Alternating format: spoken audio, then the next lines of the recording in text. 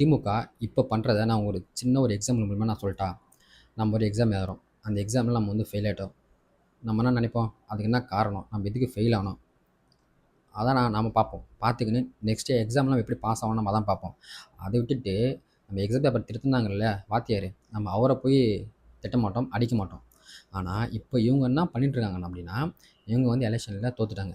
ஏன் தோத்தாங்க? எதுக்கு தோத்தாங்க? காரணம் எல்லாமே அவங்களுக்கு தெரியும். அதை விட்டுட்டு மக்களை போய் குறை சொல்கிறது, மக்களை போய் இழிவாக பேசுறது, ஓட்டு போட்ட மக்களை போய் இழிவாக பேசுறது. இதுக்கு முன்னாடி அவங்க தான் ஓட்டு போட்டாங்க, அதெல்லாம் மறந்துட்டு இவங்க ஓட்டு போடலாம் அவங்கள போய் இழிவாக பேசுறது, சென்னையை வந்து சுடுகாடாக மாறிடுவோம் அப்படின்னு சொல்கிறது. இதெல்லாம் எந்த ஒரு, அதாவது இந்த பேச்சுக்கு தான் நீங்கள் வந்து தோத்தீங்க.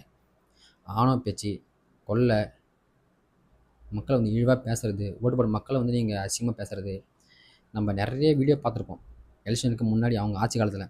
அதெல்லாம் வச்சு தான் மக்கள் இப்போ உங்களுக்கு வந்து சரியான ஒரு பதிலை கொடுத்துருக்காங்க. அப்படி இருக்கும்போது இதெல்லாம் திருத்திக்கணும். நீங்கள் வந்து நெக்ஸ்ட் எலெக்ஷனில் எப்படி ஜெயிக்கணும் அப்படின்னு பார்த்தீங்கன்னா கண்டிப்பாக ஜெயிக்கலாம். ஆனால் திரும்பி இதே பேட்டை தான் நாங்கள் யூஸ் பண்ணுவோம், இதே தான் நாங்கள் போவோம் அப்படின்னு கேட்டிங்கன்னா 78 சீட்டா? அது இல்லாமல் ஒரு 50 சீட்டு வரும், 40 வரும், ஏன் 30 கூட வரும். அப்படி தான் அவங்களுடைய பாதை போகும். ஏன்னா இப்போ புதுசாக அண்ணாமலை அவர்கள் வந்து உள்ளே வந்துட்டார்.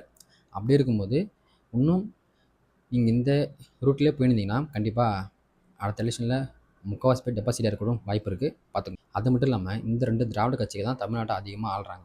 அப்படி இருக்கும்போது இவங்க ஒழுங்காக ப்ராப்பராக தமிழ்நாட்டை ஃபஸ்ட்டு ஒழுங்காக கொண்டு வந்தாங்கன்னா போதைப் பொருள் இருந்திருக்காது, பாலியல் குற்றங்கள் கம்மியாக இருக்கும், போதைக்கு யாரும் அடிமையாக இருக்க மாட்டாங்க, நிறைய சட்டம் வந்து சரியாக இருந்திருக்கும். அதெல்லாம் இவங்க பண்ணலை.